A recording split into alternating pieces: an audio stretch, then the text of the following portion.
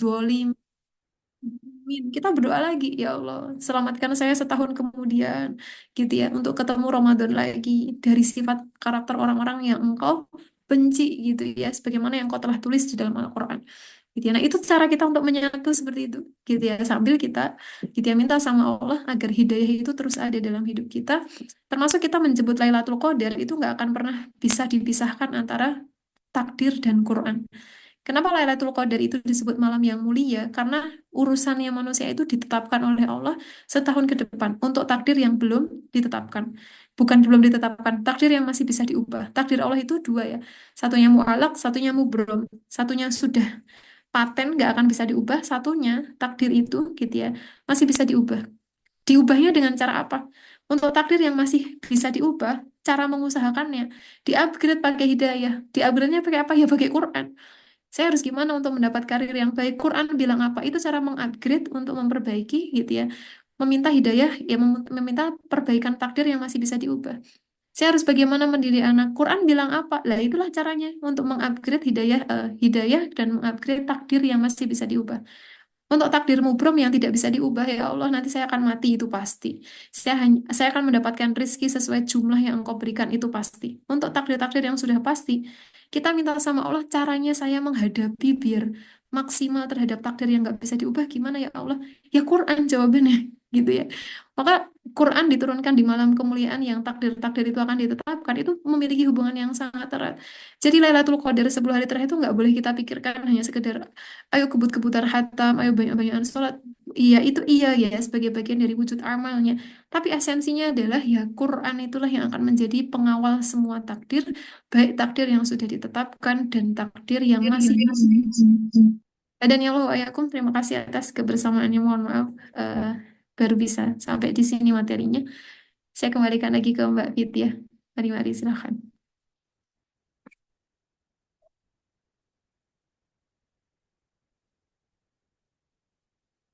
Kan, Baik, terima kasih Ustazah atas materi yang disampaikan. Kemudian kita masuk, mungkin ada yang mau bertanya kepada Ustazah, secara langsung akan kami persilahkan. Mungkin 3 sesi pertanyaan kami. Monggo Ibu, ada yang mau bertanya?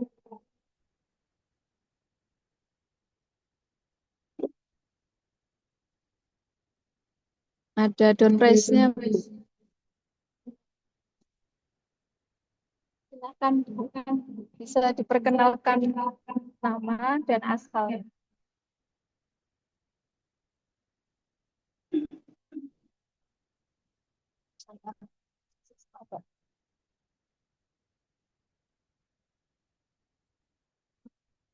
Saya Ibu Mahmudah dari Perumahan Banyuraden.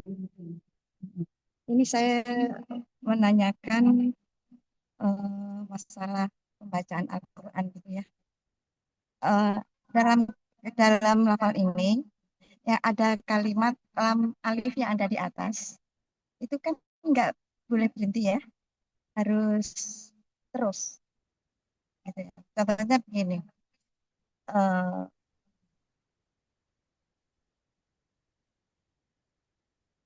Wala in taba'ta ahwa'ahum ba'dalladhi ja'aka minal ilmi malaka minallah.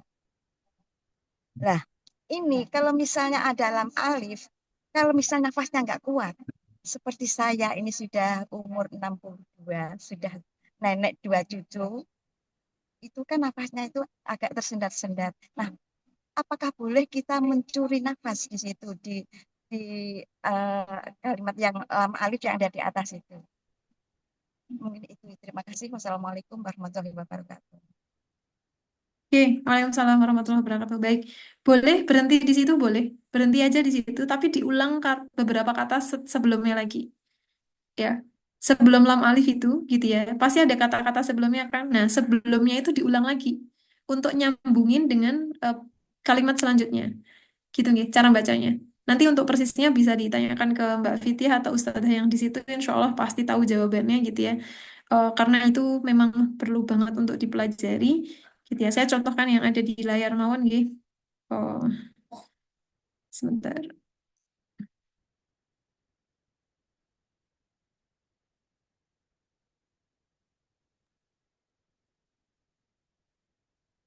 Belum nemu yang lam alif ya. Ini saya ngambilnya dari awal Al-Baqarah ya. Ya, contoh aja nih. Ini cuma contoh aja. Anggap aja misalkan ini lam alif ya. Ini cuma contoh. Anggap aja ini lam alif. Anggap aja ini bukan lam alif ya. Ini sode lam dan ya. Misalkan ya kalimatnya panjang gitu terus kita nggak kuat terus berhentinya di mana, berhenti di lam alif itu aja boleh tapi diulang kalimat sebelumnya, misalkan gitu ya, mim bar di dzalik, berhenti di situ kan nggak cukup nafasnya, berhenti aja. Cara ngulangnya diulang lagi beberapa kata, jangan satu kata aja. Misalkan satu kata cuma dzalika, nah itu nggak boleh, ulang beberapa kata, dua atau tiga kata sebelumnya. Mim ba'di dzalika falaula fadlullahi alaikum. Nah, itu boleh. Habis lagi nafasnya berhenti lagi nggak apa-apa. Ulang dari kalimat sebelumnya. Gitu ya. Falaula fadlullahi alaikum sampai akhir ayat. Gitu nggih. Itu apa memang perlu dipelajari, dan berapa kata yang harus kita ulang. Nah, itu sebenarnya juga perlu dipelajari agar kita nggak memutus makna.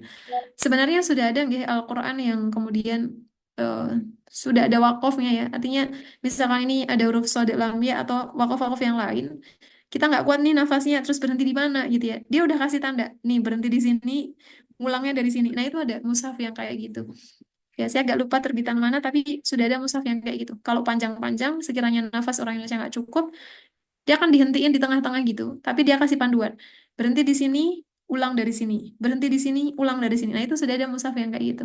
Kami merekomendasikan mushaf yang modelnya seperti itu, biar lebih mudah untuk menghentikan di mana dan mulai kembali dari mana.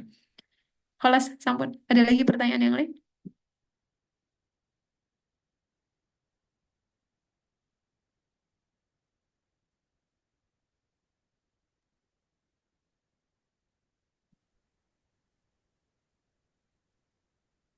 Gimana Bu? Apakah bisa dimengerti? Insya Allah. Alhamdulillah. Semoga sedikit ini bisa membantu kalau ibu-ibu kebingungan, oh, nafasnya nggak nyampe gitu. Ada lagi yang mau bertanya? Tanyaan yang kedua dibuka. Boleh tentang materi, boleh tentang pengalaman selama Ramadan, tentang tilawah Al-Quran selama ini. Kalau ada kendala atau kebingungan, boleh Bu.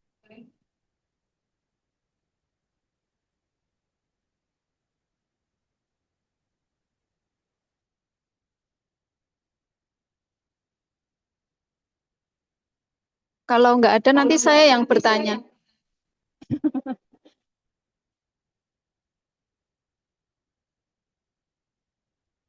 Oh, enggak, Ibu. Ini Ibu yang sama, Ustazah. Maaf, ini saya lagi Ibu ya, Ibu Mahmudah. Eh, kalau membaca Al-Quran, itu tujuan kita itu misalnya target, apakah boleh? Misalnya, saya harus sehari hatam 1 juz. Tapi kalau kalau kita kan sekarang kan di apa diutamakan untuk tartil juga, itu enggak, maksudnya itu loh, artinya itu loh. Ya artinya itu. Nah, karena saya ini sudah tua, tapi saya itu target misalnya 1 hari 1 juz, harus hatam gitu. Apakah boleh begitu? Terima kasih. Wassalamualaikum warahmatullahi wabarakatuh. Waalaikumsalam. Oh, ngapunten, boleh diulang suaranya tadi, di saya suaranya putus jadi tidak terdengar apa Oh, yang disampaikan sama sekali. enggak, enggak, Ustazah, tadi kata Ibu Mahmudah bahwa kalau selama ini Ramadan ini mengutamakan target, misalkan 1 hari 1 juz, tapi dalam eh, apa, kan kita apa harusnya tartil nggih Ustazah. Nah, itu bagaimana nggih Ustaz? Boleh Iya. atau tidak kalau target? Mm. Oke, baik. Terima kasih atas pertanyaannya. Kalau Ramadan mengutamakan target, boleh apa enggak? Nah, ini sebenarnya sebelum menjawab pertanyaan boleh apa tidak, ada permasalahan yang lebih dasar nih tentang apa itu untuk apa beramal soleh. Ya, mengejar target itu kan bagian dari amal soleh ya. Tapi pertanyaan yang lebih dasar, ya buat apa beramal soleh banyak-banyak saat Ramadan? Ya kan mumpung Ramadan, iya. Kenapa harus banyak-banyak beramal soleh gitu kan? Ya biar ngumpulin pahala yang banyak. Nah, disitulah yang kemudian terjadi cara berpikir yang perlu diluruskan kembali. Hakikat melakukan amal soleh itu sebenarnya untuk mendapat rahmatnya Allah. Apa itu rahmat? Kasih sayang. Ya, kita baca Quran itu bukan cuma biar pahalanya banyak, itu bonus aja. Yang paling utama, saya baca Quran biar saya itu dicintai Allah.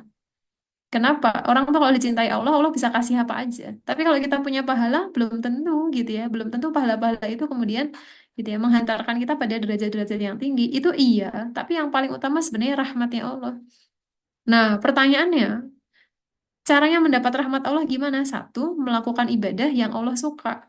Baca Quran, hatam berkali-kali, itu tentu Allah suka. Tapi syaratnya nggak boleh, bukan cuma satu. Amal apa yang Allah suka, itu baru satu kriterianya. Kedua, caranya gimana melakukan amal dengan cara yang paling Allah suka. Karena rahmat Allah itu dijemput dengan cara yang paling Allah suka. Ya. Nah, cara yang paling Allah suka ini yang kita pertimbangkan juga gitu ya. Misalkan ya, semua orang bisa puasa, semua orang buka puasa. Tapi buka puasa yang paling Allah suka itu juga ada ilmunya. Ada orang buka puasa pakai gorengan, buka puasa pakai minuman manis, itu juga buka puasa.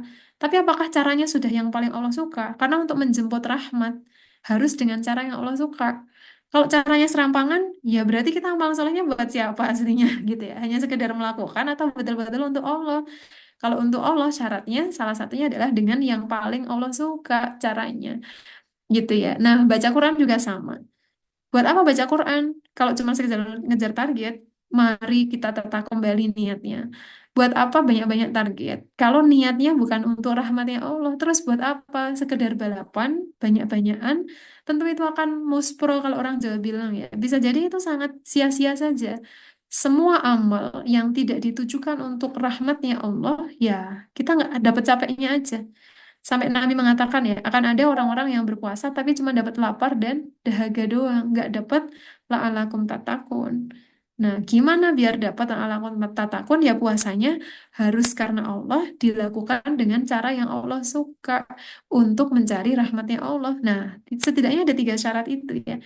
Ya, dilakukan karena Allah, dilakukan dengan cara yang Allah suka, dan dilakukan untuk mendapat rahmatnya Allah. Sekarang pertanyaannya dibalik lagi gitu ya.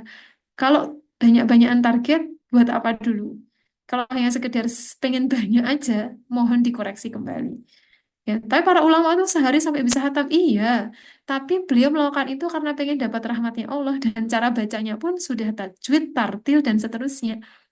Kalau kita dengan target yang banyak membuat kita balapan baca Qur'annya, nabrak-nabrak, berarti itu bukan dengan cara yang Allah suka. Berarti ya belum tentu dapat rahmatnya Allah. Berarti ya kalau lah kita baca Qurannya masih butuh pelan demi memenuhi kaidah tajwid. Kalau saya lebih suka yang tetap tartil, tetap tajwid. Tartil itu bukan yang lagu, nggih, ampun salah paham. Tartil itu bukan yang kayak kori-kori baca pakai billah, pakai nada-nada bukan. Tartil itu sesuai hukum tajwid. Gak ada nadanya itu nggak apa-apa. Ya, walaupun memperbagus baca Quran itu sunnah, tapi wajibnya tegak dulu. Sunahnya diperbaikin, wajibnya ditinggal ya nggak boleh gitu ya. Wajibnya apa? Baca pandang pendeknya, wakofnya, ininya. Kalaulah kita baca cepat itu membuat tajwidnya ketinggalan, berarti ya jangan dibaca cepat. Tapi nanti nggak sesuai target, bukan masalah targetnya hatam berapa kali, target besarnya dapat rahmatnya Allah. Buat apa hatam berkali-kali terjadi banyak pelanggaran pembacaan yang belum tentu ada rahmat Allah di sana. Nah, jadi dikembalikan pada yang beliau yang bertanya, gitu ya. Buat apa banyak-banyakan hatam? Kalau sudah tahu jawabannya, gitu ya. Terus pertanyaan berikutnya adalah, gitu ya. Kalau baca cepat, apakah banyak hukum yang ditabrak? Kalau jawabannya iya, mohon dikoreksi kembali. Karena itu bisa sangat ya sangat bisa kemudian membuat kita malah nggak dapat rahmatnya Allah.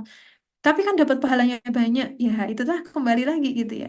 Rahmat Allah itu melebihi banyak hal gitu ya. Yang kemudian seseorang itu esensi melakukan amal soleh itu untuk dapat rahmatnya Allah.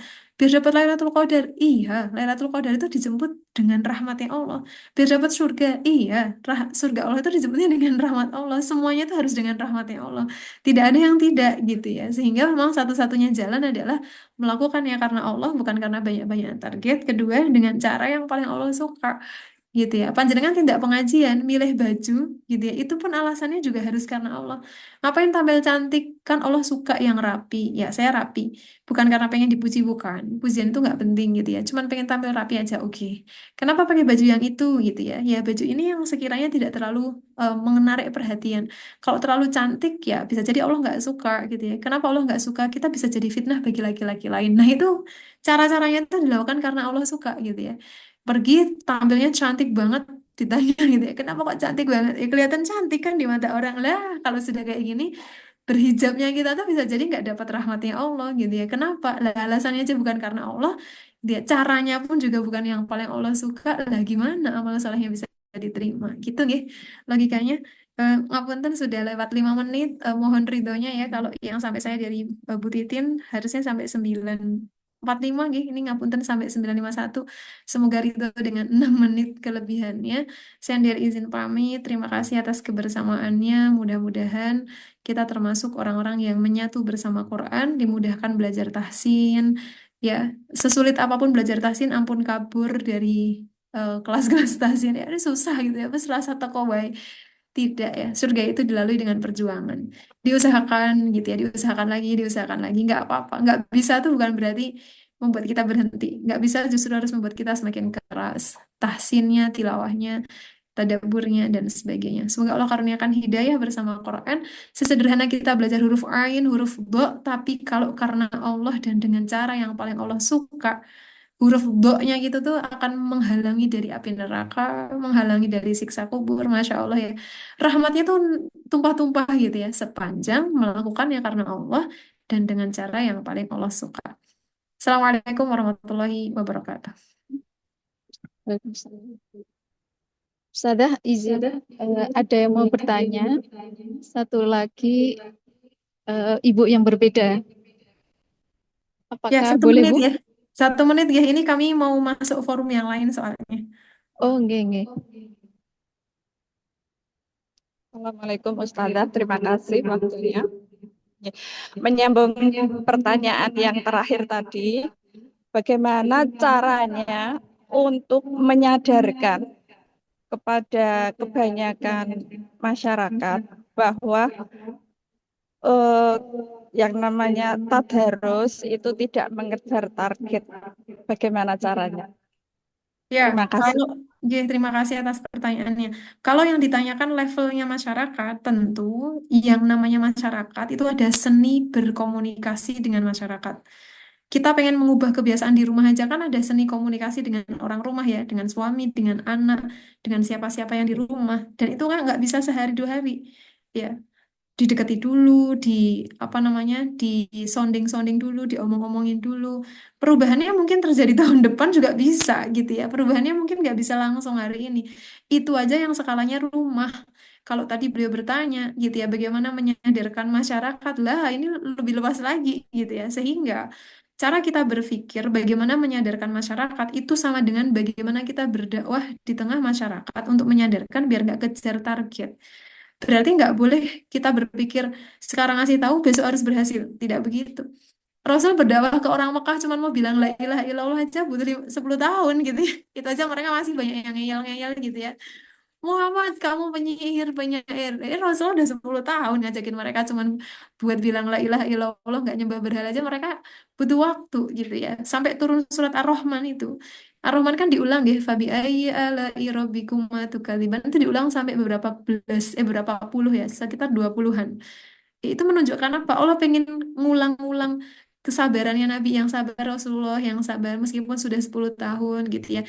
Sekaligus untuk Rasulullah kan memang penyabar ya, tapi untuk menunjukkan kepada umatnya bahwa Rasul yang sudah penyabar aja gitu ya, yang kemudian ngajakin orang-orang Mekah itu udah 10 tahun bahkan 13 tahun masih loh ada yang tetap aja ngeyel kayak gitu. Tapi meskipun begitu gitu ya, kemudian Allah memberikan kepada kita contoh ya bagaimana Rasul itu sangat sabar dan sangat penyayang. Makanya Ar-Rahman itu kalimat awalnya adalah Ar-Rahman, dialah Allah yang Maha Penyayang. Nungguin siapapun yang masih mau tobat, ngasih kesempatan lagi, tidak kemudian harus langsung jadi gitu ya. Maka setelah kata Ar-Rahman itu kan kalimat berikutnya Allamal Quran. Ar-Rahman dialah yang Allamal Quran, mengajarkan Quran. Ya, berarti kalau Allah sudah mencontohkan Ar-Rahman alam Al-Quran, kemudian Rasul sudah mencontohkan bagaimana mengajak orang-orang Mekah itu buat beriman sampai 13 tahun gitu ya, masih aja yang nggak mau beriman, itu mencontohkan apa? Ngomong sama masyarakat itu seninya besar, sabarnya panjang, ususnya tuh. Itu dulu yang jadi mentalnya kita, agar kita nggak mudah buntung gitu ya. Wes diajari soft kudu rapet kaki ke kaki masih aja pada bawa sajadah gede-gede. Stofnya jadi keputus-putus gara-gara sensornya gede-gede gitu. Ini banyak banget kejadian di masjid-masjid gitu ya. Bahkan masjid-masjid besar juga masih kayak gitu ya. Ada yang bawa sajadah gede-gede terus nggak mau ditumpangi sama sajadah sebelahnya. Akhirnya sofnya bolong-bolong gitu ya. Termasuk yang kayak gitu, termasuk yang pada balapan hataman dan sebagainya. Artinya mental kita pertama harus ditata dulu bahwa berdakwah di masyarakat itu mentalnya adalah mental surat Ar-Rahman yang Allah sendiri pun memberikan spare waktu gitu ya. Dan Rasulullah sendiri pun menyabarkan diri beliau untuk ngajakin orang Mekah. Berarti kitanya juga mentalnya mirip-mirip ditata ke arah sana gitu ya. Satu, dua, ngomong sama masyarakat tuh nggak bisa sekali jadi kayak misalkan eh, nggak boleh nih balapan hataman nggak gitu. Caranya gimana? Ajari dulu kenapa Quran itu harus dibaca dengan tahsin, kenapa Quran itu harus dibaca sesuai tajwid. Bikin ilmunya masuk dulu baru ke target berikutnya. Berarti besok kalau Ramadan nggak boleh ya cuman sekedar balapan, harus sesuai tajwid, harus sesuai tahsin. Nah, berarti kita melakukan eh, proses kalau di psikologi nggih, itu namanya facilitating atau memfasilitasi suatu komunitas masyarakat untuk mencapai tahapan yang benar.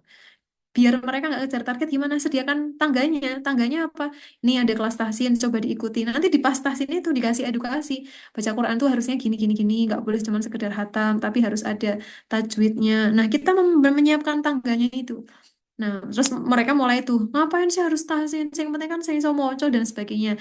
Edukasi lagi, sabar lagi, sediain tangganya lagi, hadirin pembicara yang bisa mengedukasi, terus bikin lagi kelompok tahsin, mati, hidupin lagi. Sampai akhirnya masyarakat terpapar bahwa, oh harusnya baca Quran tuh kayak gini tau gitu ya. Itu bisa setahun, bisa 2 tahun, sampai akhirnya mereka merasa gitu ya. Oh ternyata baca Quran nggak boleh nabrak-nabrak gitu ya. Terus itu harus diimbangi dengan sisi akidah. Apa itu tadi yang tadi kita bahas yang terakhir ya. Melakukan amal soleh itu karena rahmatnya Allah, bukan karena gengsi, kan bukan karena nama baik, bukan karena pengen dipuji. Itu sisi akidahnya dapetin juga. Edukasi lagi gitu ya, adain pengajian tentang hal kayak gitu. Sampai mereka terbiasa mendengar hal kayak gitu, sampai mereka bisa berpikir bahwa digabungkan ya. Oh berarti Quran nggak boleh ditabrak, melakukannya pun karena Allah, bukan cuman pengen balapan sama tetangga gitu ya. Berarti harus gimana ya? Udah nikmatin Ramadan dengan gitu ya. Targetnya nggak harus tinggi gitu ya. Tapi bacanya bener. Kalau mau targetnya tinggi, bacanya harus di bener-benerin dulu banget gitu ya. Jadi kalau baca cepat nggak nabrak. Para ulama kan levelnya sudah sampai situ nih. Mereka bacanya cepat tapi nggak nabrak. Itu levelnya sudah level ahli gitu ya, bahasa gampang kita. Tapi ada orang yang memaksakan ke level ahli di saat kemampuannya belum ada. Nah ini yang nggak boleh.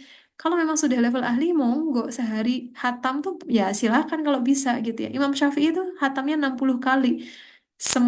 Pagi sampai sore hatam sekali, malam sampai pagi hatam sekali. Tapi beliau sudah di level yang tajwidnya nggak usah ditanyakan, gitu ya. Udah pasti, udahlah gitu ya. Udahlah dalam pengertian ya beliau ahlinya gitu. Jadi kalau baca insya Allah nggak nabrak gitu ya. Tapi Pak yang bukan ahli harus mengerti bahwa ya, kompetensi kita tuh harus sesuai dengan apa yang kemudian kita targetkan.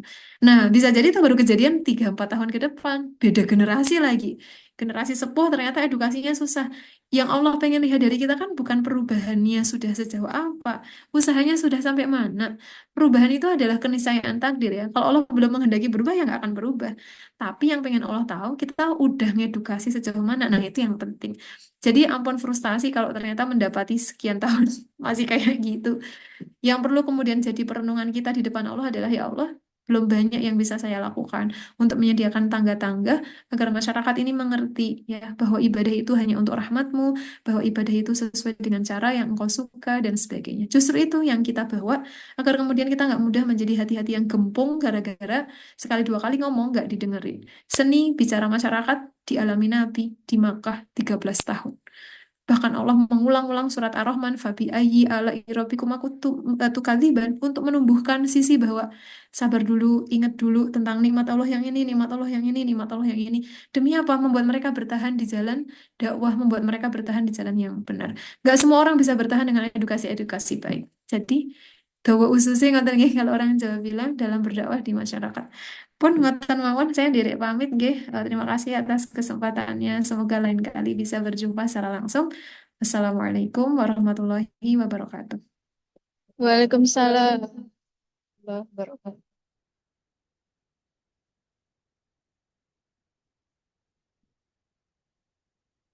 Keluar ya?